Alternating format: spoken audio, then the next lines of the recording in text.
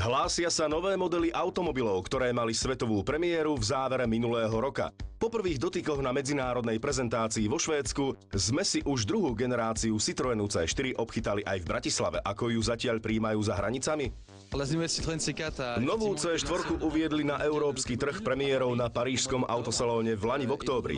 Postupne nasledovali ďalšie krajiny a na Slovensko prichádza práve teraz. Prvé dojmy z nej sú pozitívne, pretože vo všetkých krajinách, kam doteraz prišla, sa podarilo dodržať jej plánované množstvá. Sme presvedčení o úspechu novej C4 a dokonca, aby sme jej umožnili vlastný rozlet, sme odložili nástup pripraveného Citroenu DS4. Ak je taký záujem, nebude sa u nás na ňu dlho čakať?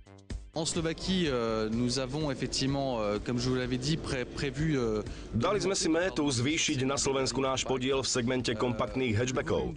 Objem produkcie na prvých 6 mesiacov roka je asi 50% stanoveného ročného cieľa, čo je približne 400 až 500 vozidiel. Aby som však odpovedal na otázku, Citroën spolu s fabrikou, kde vozidlo vyrábajú, sú pripravení vyhovieť požiadavkám. Ak bude dopyt vyšší než plánovaná produkcia, obavy nie sú na mieste. Dodacia doba nikdy nepresiahne 2,5 mesiaca. Vonkajšie línie poznáme, poďme do interiéru. V batožinovom priestore môže rezervu nahradiť dojazdová súprava. Tým zostane viac miesta v spodnej časti kufra. Vyberateľná baterka je milou pozornosťou pre užívateľa. Nová generácia je väčšia vo všetkých smeroch. Profitujú z toho aj pasažieri na zadných sedadlách.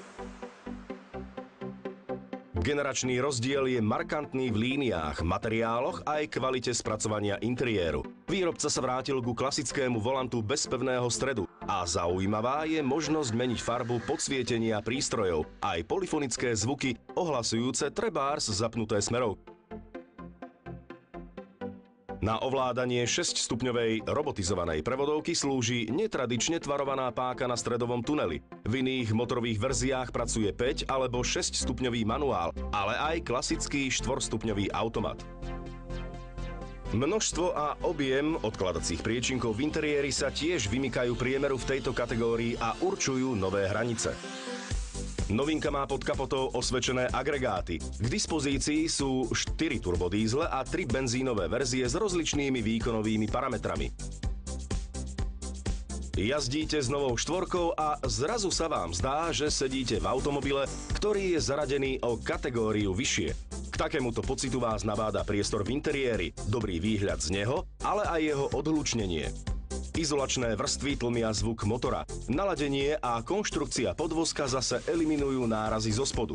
Nová konštrukcia zadnej nápravy a elektrohydraulický posilňovač riadenia sa starajú o vyvážené jazdné vlastnosti kompaktného hatchbacku.